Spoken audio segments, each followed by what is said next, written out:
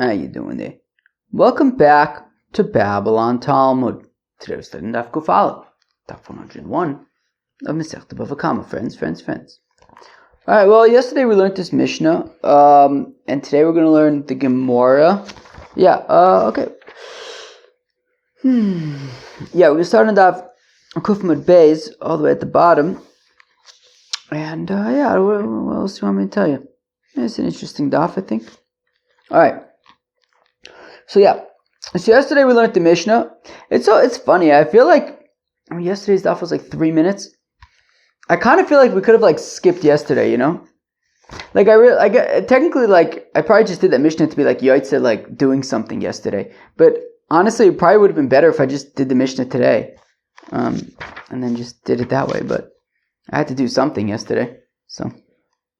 There was that static the other day. So annoying. I don't know there's no way of knowing, no way that I'm aware of knowing if there's going to be static or not. 2 days ago's daf was like an hour and a half, and then you find static in there after all that effort. And I was like, now what? So, I don't know, I'm still listening to it to see if there was enough static that I need to re-record parts or that it's usable. I don't know. Okay.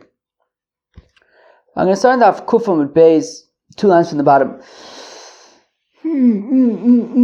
My car. What does ugly mean? Right? Meaning, the Mishnah had said, right, in the second line of the Mishnah, it says tzvo kar. If the dyer dyed the wool and it was ugly, if the added value to the wool is greater than the expense of the dyer, so so then you would pay the dyer for his expenses, i.e. the lower amount. If the expenses are more than the added value, so you pay him for the added value. So what's the question? So what's the definition of ugly? My ka'ur, what does ugly mean? Rav Nachman Rabbi BavaKama. This is Rav Nachman Rabbi BavaKama. Kalbus. My kalbus. What's kalbus? Oh gosh, what's with the Babylon? Oh, excuse me. Oh my gosh, what's with the Babylon? Babel stretch. Alright, Amar Rabba. So what's kalbus? Amar Rabba bar Shmuel. Kafra dude. The leftovers of the vat. You hear this? And the dyer is a real shmendrik. A real shmendrik. A shtunk. The client gives him wool to dye, and instead of giving him the good stuff, he uses the leftovers, whatever's left in the vat. He basically bets him. He cleans the vat with the wool, bets him. Shmendrik. So then, in that case, he gets whatever the lesser amount is what he gets paid. Tanu, one of the rabbis thought, Hanesein eitzim lichorish lasos me'en kisei. If a fellow gives wood to a carpenter to make a chair, also made safsel, but he did not make a chair. He made a bench. Safsel also made kisei, or the wood was given to the carpenter in order to construct a bench, and instead he made a chair. Reb Meir Omer nosen lo demei eitzav. So Reb Meir says that the carpenter needs to return the wood to the client. Because according to Reb Meir, it's a shina, right? It's like Reb Meir had said yesterday with if the wool was given to a dyer to dye red and he dyes it black, or black and dyes it red, so then so there's a shinui, and therefore the carpenter it makes a kinyan on the wood, and he needs to return the value of the wood to the client. Rabbi Yehuda Omer says, Rabbi Yehuda, Im hashevach yoser al aitzir. Rabbi Yehuda says, no, he built something, and if the value, if the value is, the increased value is greater than the expense of the carpenter, no sin lo as ha'itzias, then you give the expense. V'ma'itzir yiser al hashevach. If the expense is more than the added value, no sin lo as hashevach, then you give the added value. You give whatever the lower amount is. Umode Reb Meir. Now Reb Meir admits Im nosen eitzim l'charish lasos me'en kisei noye ve'osa me'en kisei ka'ur. But Reb Meir, who talks about making a shinoi, right, that the plan was for a chair, but he made a bench.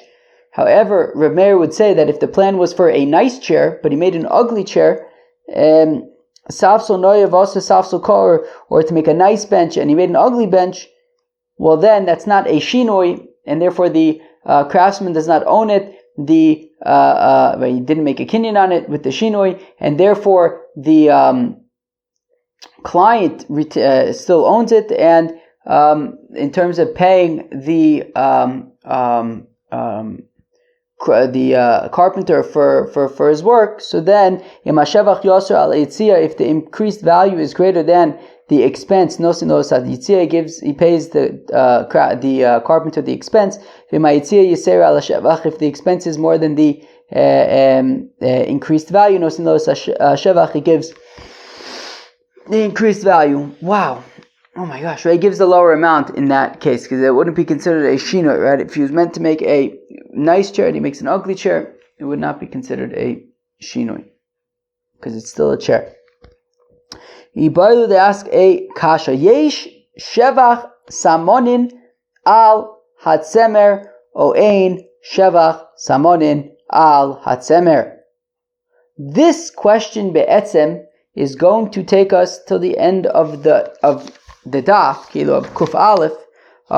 Though we are going to continue about halfway through the amud on daf kuf beis, but this question be'etzim is going to take us to the end of the kuf aleph. Is the color significant? Right? It gets a little bit wibbly wobbly here, a shtickle for the next few lines. Nothing crazy, just a little bit wibbly wobbly, and then it kind of gets a little sturdier. Is there increased value of dye on wool? Or is there no sort of value of the dye on the wool? Says Rashi, it's at the end of the last of the wider lines. Is the fact that you can see something, is that significant or not? Right? Meaning, you see the dye on the wool, is that significant? Hey Chidami, what are we talking about? What significant for what? Okay, again, it gets a shtickle wibbly wobbly here for a few lines. Ilema de gazel samonin. If we're talking about where you have a thief and he steals dye, okay, vidokinu, and he stole kind of like dye ingredients. Vidokinu, he ground them up. Vitaranu, and he soaked them. Vitzavabe, and he made them to dye. Vitzavabe, and he then used the dye. He had a garment. It was Purim time.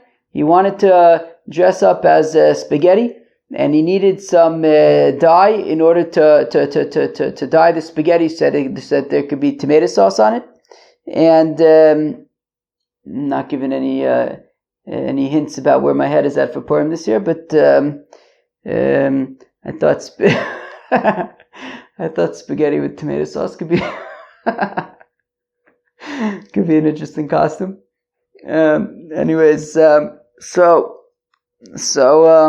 it's Purim, and he's last minute he's making his Purim costume, and he takes his cloth that he purchased on Yafo Street at one of those cloth shops, and he needed to dye his spaghetti cloth with some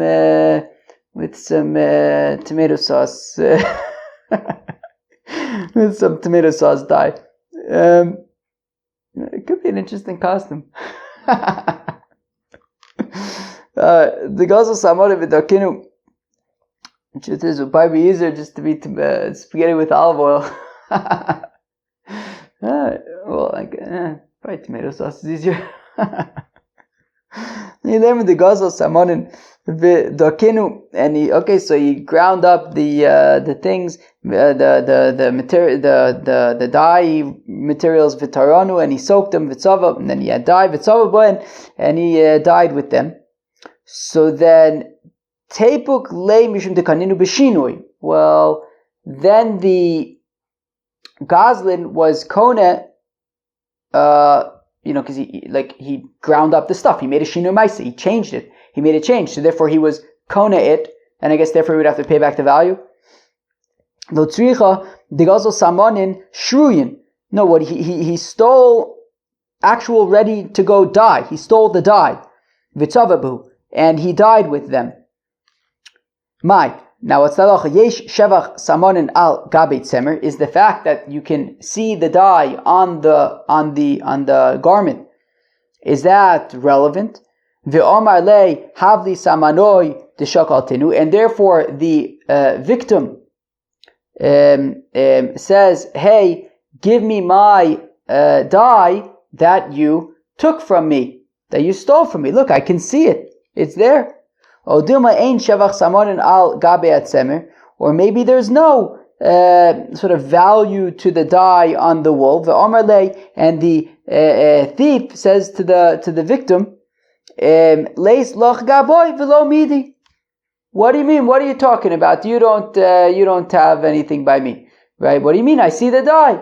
He says, "Chazuz salav milsi." It doesn't matter that you could see it. Seeing is nothing. Amri, they say, but still, v'i ein shevach samonin al gabe tzemer.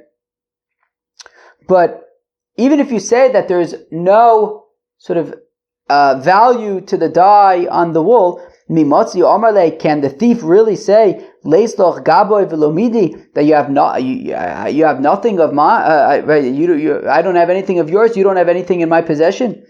Namely, let the victim say, "Havli samanoi, give me back my dye. The afsad tinu, you've taken dye from me. I want it back." Elo leach gisa ein shevach samonin agabe atzemer uvoi. Wait, what? No, I'm sorry. Elo leach gisa. Okay, so rather, this is how to understand. Is there value to the dye on the wool or not? Do we say ein shevach samonin al gabe atzemer? Do we say that there is no value to the dye on the wool? Okay, uvoi shalumele, and therefore he has to pay money to the victim. O dilma, or perhaps shevach samonin al gabe tzemer. Or maybe we say that there is sort of value to the dye on the wool, and the thief says, "Homan chikamuch, look, you can see the dye. There's your dye. Shaklinu, take the dye." Right. So do we say that the dye on the wool is irrelevant, and therefore the thief needs to pay the victim, or do we say that the dye on the wool is relevant, and therefore, to the extent that the thief could say, "Look, there's the dye. You see the dye. Take the dye." But my shakli, how is he going to take the dye? Bitzvon, well, with detergent. Use detergent and take the dye. Tzvon avur ma'aber ashav lo ovid. But what do you mean? Detergent will remove the dye from the wool, sure, but it won't get you back your dye. So Elo Ochav Ma'askin, here what are we talking about? Kigon de gozel semer vi samonin dechad. Okay, so the scenario is thus: the thief stole from the victim wool as well as dye. Right? He stole it with his right hand. He picked up a clump of wool. With his left hand, he picked up a clump of dye, and that's what he stole. Vitzavi laud semer ba'anach samonin. And the thief then went home and he dyed the wool with the dye. Vika mehaderle niale litzemer. And now the thief returns to the victim the wool. The question is, has he returned the dye as well? Yesh shevach samonin al gabe atzemer vika mehaderle samonin vitzemer. Bam bam bam.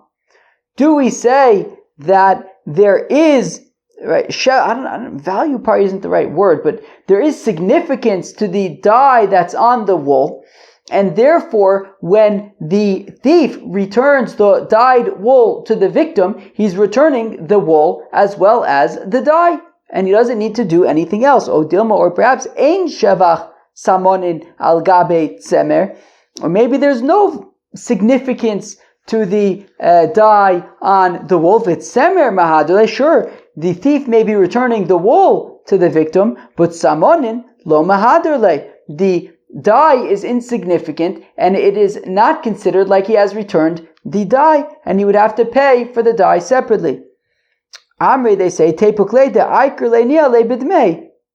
But the Gemara says, but what do you mean?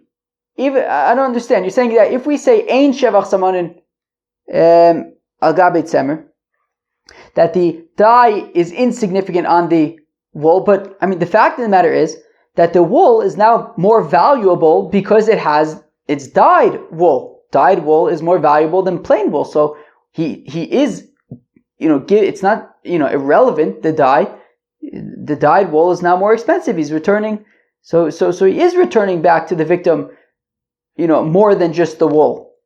So lo tzricha dezol tziva. Well, we could be talking about a scenario where dyed wool actually is not the in thing anymore. The price of dyed wool has plummeted. That actually the value of the dye on its own would be more expensive than dyed wool.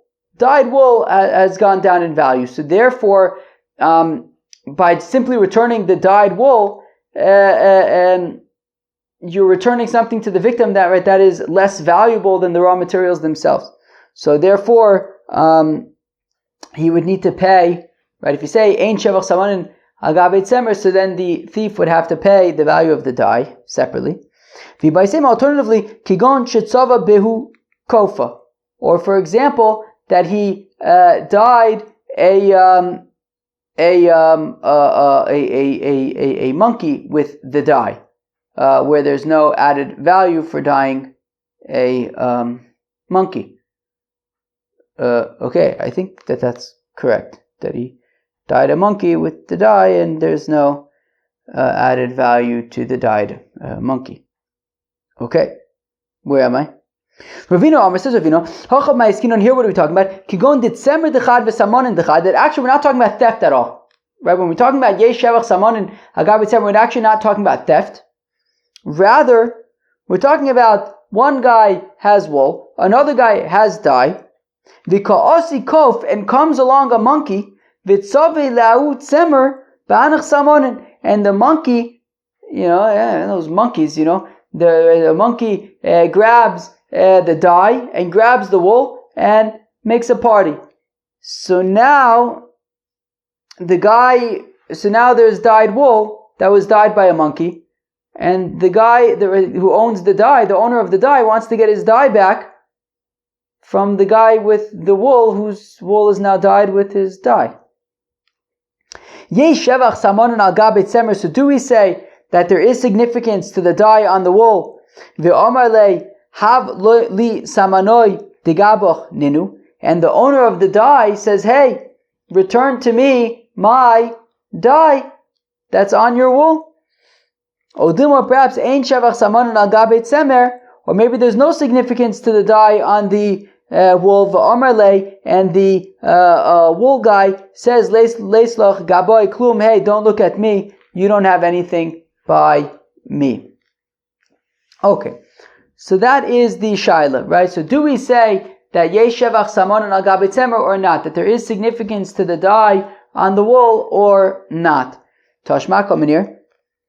Beged shetzvo beklipe orla. If you have a garment that you dyed essentially with the shells of orla.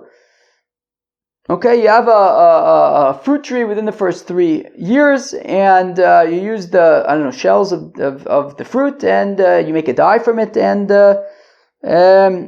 you dyed a garment with it. Now orla, of course, you cannot get benefit from. Yidalik, so you need to burn the garment. Alma chazusa milsi. So we see that the appearance is relevant, is significant, right? You took this klipe orla, which is also bano. You then dye the garment. The fact that there's dye on the garment makes the whole garment also now. So we see that the dye is relevant. Rava says, Rava, nah, that's a specific halacha to orla. Hanoah anira le'inaim asur Torah, that when it comes to orla specifically, so even hanoah, that very visible hanoah, is also the Tanya, the pasuk says areilim lo yachol, that when the pasuk says that, right, that you cannot eat orla, ein li ela isur achila. How do I? So that is only that I can't eat orla. Minayin shelo yehana mimenu. How do I know that I can't get benefit from orla? V'lo yitzba bo, you can't not die with it. V'lo yadlik bo saner, you cannot light use it for fuel for a candle. Tamulom v'araltim or lasu aspirio arelim. It says orla 3 times in that pasuk. Lo ye'achol. L'rabos says kulam, and all of the things get included. You can't eat it, you can't get benefit from it, you can't die with it, you can't use it for fuel. So that's a specific halacha by orla, that you cannot die with it. It wouldn't necessarily teach me that yesh shevach yesh shevach samonin al gabe tzemer. Tashma kavanir beged shetzvo beklipe shvius.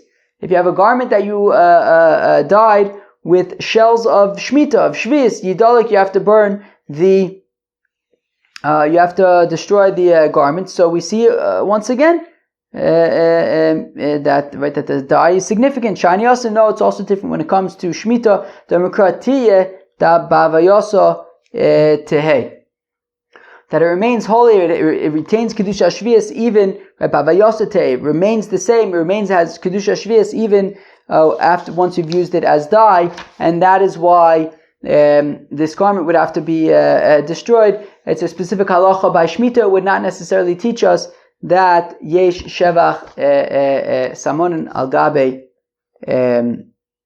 tzemer, i.e., it would not teach us that chazusa milsahi, that being able to that the image of something, that being able to see something, is the fact that you can see it is significant. Rove asakasha tnan beged shetzvo beklipe orla, a garment that you dyed with klipe orla, with shells of orla, yidalek, you need to destroy the garment. Chazusa milsi. So we see that chazusa milsi, that being able to see the dye on the garment is relevant. Now, it's weird because a minute ago we had just said that it's a specific halacha by orla, but okay, Rav is assuming now that we see chazusa milsi. But we have a contradiction. Revius dam. If you have a revius of blood, now of course a basar, a kazayis. Excuse me. Of course, there's tumas hames, right? That if a corpse is in a house, then all the things in the house become tummy. Now, if there is a revius of blood from a mace in a house, so it's basically like tumas hames, and everything in the house becomes tummy. So revius dam shenivla ababai. So if you have a revius of blood that then got absorbed into the floor of the house, habai is tummy. So everything in the house is tummy. V'amila habai is tar. Those who say, but there's another brayse that says that, or some say, the house is tahor, v'lo pligei. They don't argue. So it depends. If at the time that the revius of blood, was not yet absorbed into the ground, into the floor, so there was revius of blood in the house, so then all of the vessels are tummy. But now, if once it was absorbed into the ground, and then it is now less than a revius, so then the vessels that got there afterwards would be tahor. Nivla'a biksus. If the blood got absorbed into a garment, ro'in, we see im miskabesas aksus v'yotzim imenu revius dam. If you're able to wash the garment, and a revius of dam will be extracted from the garment. Timeus, then the house is timei v'im lav, but if not, tahora, then it's tahora.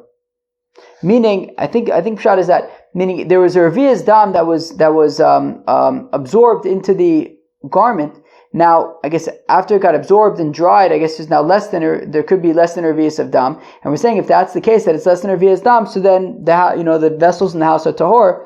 So, but the question is that the fact that you could see it seems to be irrelevant. And the fact that you could see it seems to be irrelevant. So, mavkani mikuler vios shanukan b'dam tvusa d'Rabbanan. Well, not necessarily. It would not necessarily teach us that chazusa lav milsa. It would not necessarily teach us that being able to see the blood is irrelevant. It could be that we're talking about d'Rabbanan blood, that we're talking about blood that we're uncertain if it left the body when the person was still alive or after he was dead. So we're not sure, and that's why it's more lenient. But it could be that if it was like, if we knew for sure that it was revius dam, then maybe chazusa would be relevant. Rave asks, Akasha, Tnan, Mimin Hatzovin, that when it comes to Shvius, so when it comes to species that can be used for dyes, Sviche Setin Vikotza, the sort of the Shemitah growths, let's call them, of Setin Vikotza, these are like these plants that can be used for yellow dyes, red dyes, blue dyes. Yesh Loen Shvius, so they are relevant to the halachis of Shvius, V'lidmein Shvius, and if you do business with them, then that money also has Kedusha Shvius, Yeshloin Biur, that once there's none of them available for the, out in the field anymore, so you can't keep them in your house anymore. V'lidmein Biur, the same thing I guess would apply, I guess if you did business with them, to the money. I don't know, you would have to be mafkir, I guess, the money. Alma, so what do we see? So this implies that wood has kedushas shvius, right? Because we're saying that these species that are used for dyeing are shaykh to kedushas shvius. So it sounds like wood has kedushas shvius. Trees have kedushas shvius. Ve'amini, but we have a contradiction. Ole konim ve'ole gifonim. Leaves of reeds or of grapevines, shegibivon becheve al pnei asada, that you stored them away.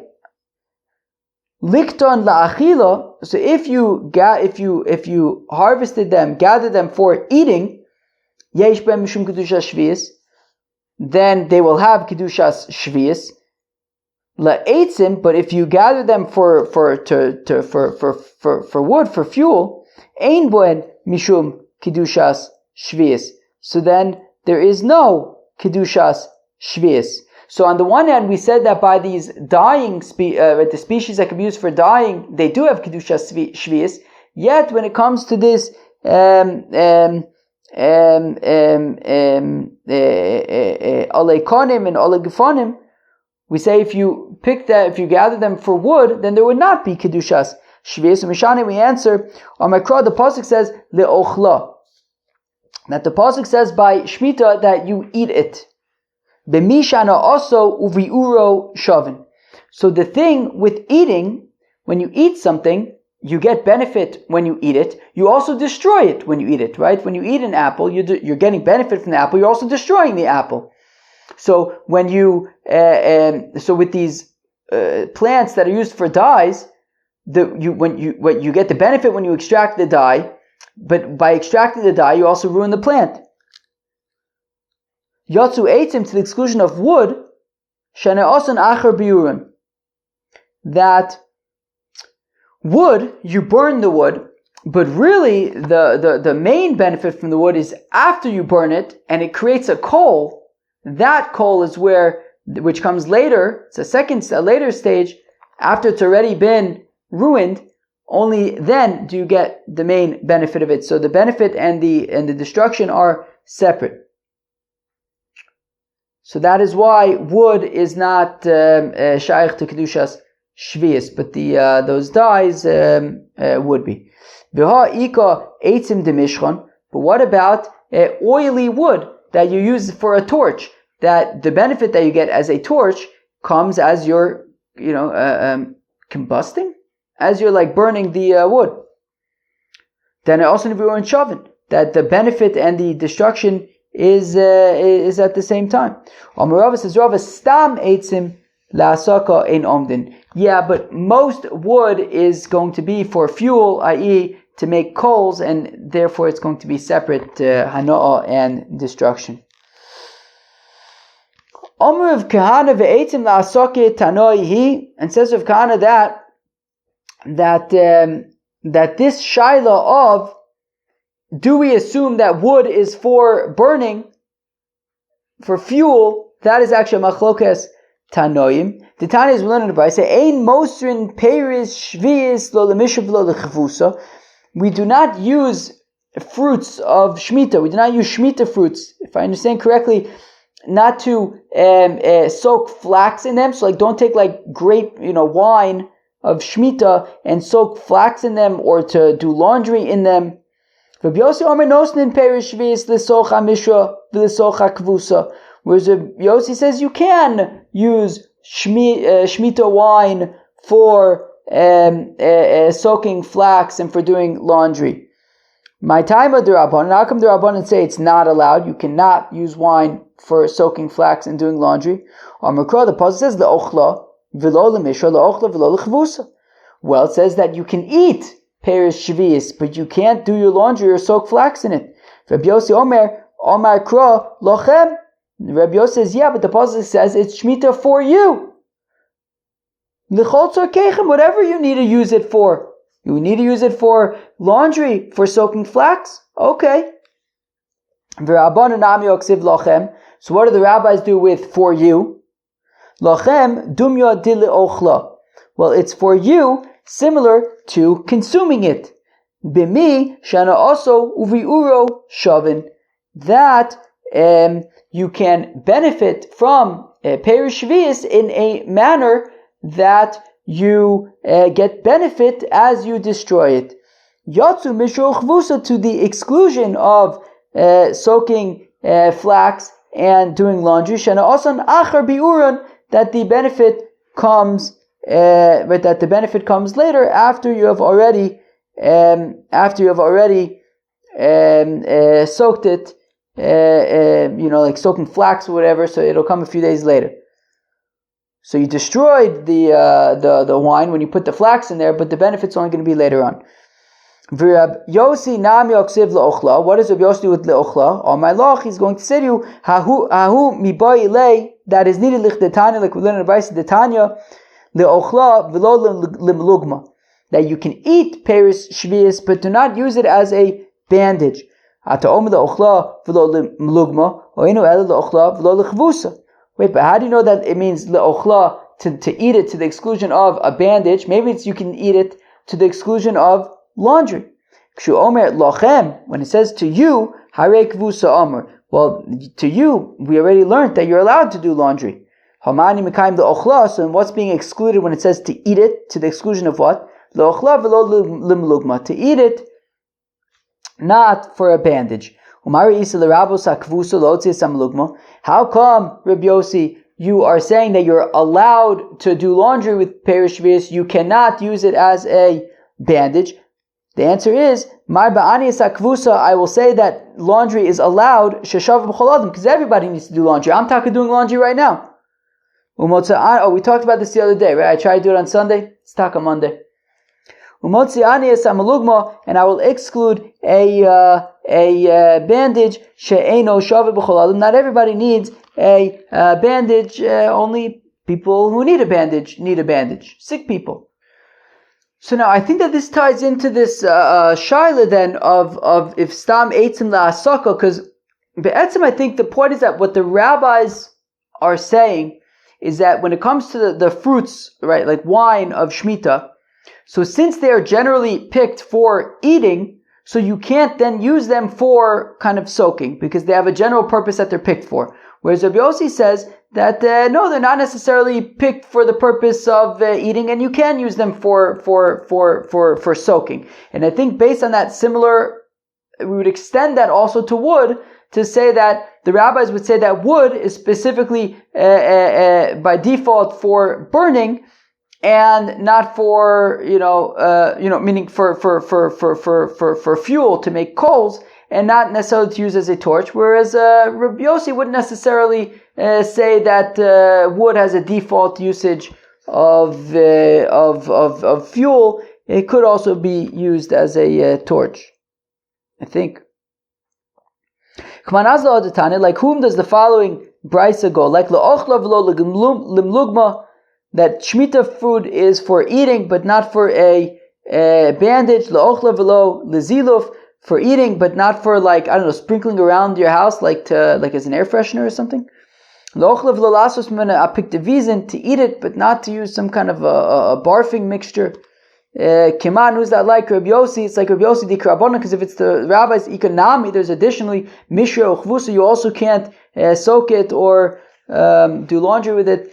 So it must be that the one who's saying davka not for bandages or for air fresheners or barf mixtures, that is Rabbi Yossi. Friends, that was Daf Kufal from Masechta BavaKama. Hope you enjoy. Peace out.